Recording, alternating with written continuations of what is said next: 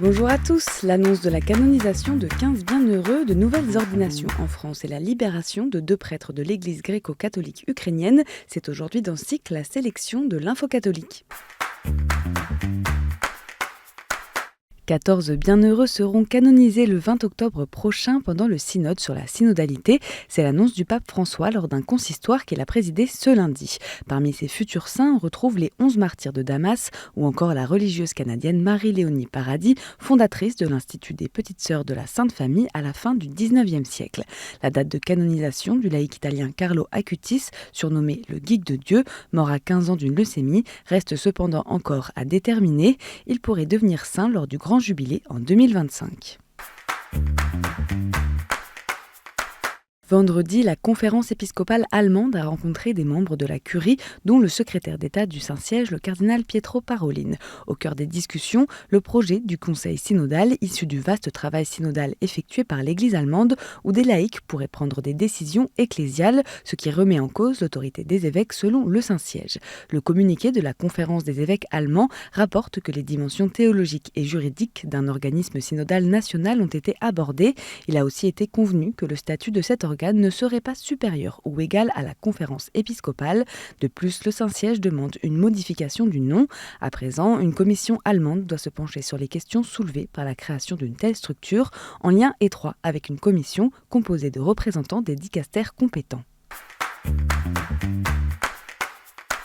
Faire preuve de prudence pastorale, c'est le conseil donné par le cardinal Sean O'Malley, président de la Commission pontificale pour la protection des mineurs, aux responsables de la curie au sujet de l'utilisation des œuvres du prêtre Marco Rupnik. En illustration d'articles ou sur les réseaux sociaux, certains dicastères publient encore des représentations des mosaïques du prêtre slovène, accusé d'abus sexuels et spirituels sur une quarantaine de femmes. Nous devons éviter d'envoyer un message selon lequel le Saint-Siège serait indifférent à la détresse psychologique dont souffrent tant de personnes, a insisté le cardinal O'Malley.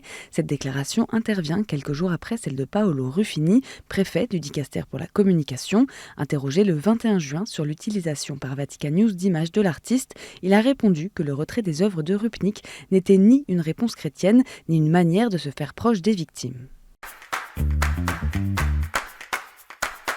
Côme, Vianney, Antoine, Louis-Marie, Henri, Jaimer, Alexandre, Joseph, Richard, ils ont tous été ordonnés prêtres ce week-end pour les diocèses de Paris, Metz et Cambrai. Au total, ce sont plus de 25 ordinations qui ont eu lieu dans les cathédrales de France et de Belgique, samedi et dimanche, autour de la solennité de la Saint-Pierre et Saint-Paul. À noter, les 6 ordinations dans le diocèse de Fréjus-Toulon, qui marquent un retour à la normale après leur suspension demandée par Rome en juin 2022. Sur ce compte X, anciennement Twitter, Monseigneur François Touvet, évêque coadjuteur du diocèse, a exprimé son émotion, décrivant l'événement comme une libération.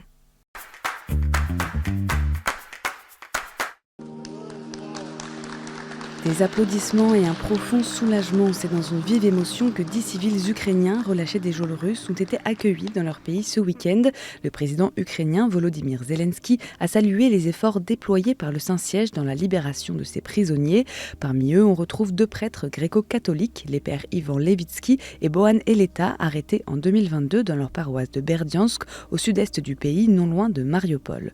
Selon un communiqué de l'église gréco-catholique ukrainienne, les prêtres avaient été accusés par les forces d'occupation russes de possession illégale d'armes au moment de leur arrestation, puis torturés lors de leur détention. Le pape François s'est réjoui de cette libération lors de l'Angélus de ce samedi 29 juin, à l'occasion de la fête de Saint-Pierre et Saint-Paul.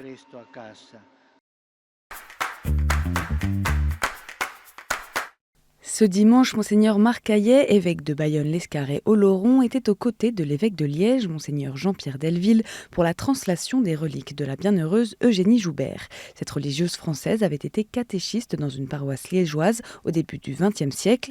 Plusieurs de ses descendants étaient également présents pour accompagner la procession depuis le cimetière jusqu'à la collégiale Saint-Gilles sur les hauteurs de la ville belge. Une messe sera célébrée mardi 2 juillet dans cette église pour marquer les 120 ans de sa mort. Et en bref, la 10e édition du Pardon des motards peine Arbed s'est tenue ce dimanche à Camaret-sur-Mer dans le Finistère. Plus de 2000 motards ont assisté à la messe en plein air sur l'esplanade de la chapelle Notre-Dame de Rocamadour avant d'être bénis avec l'heure de roue. Les nouveaux vitraux de l'église de Rustic, commune de l'Aude, à proximité de Carcassonne, ont été inaugurés ce dimanche et c'est l'évêque du lieu, monseigneur Bruno Valentin, qui a présidé l'Eucharistie pour l'occasion.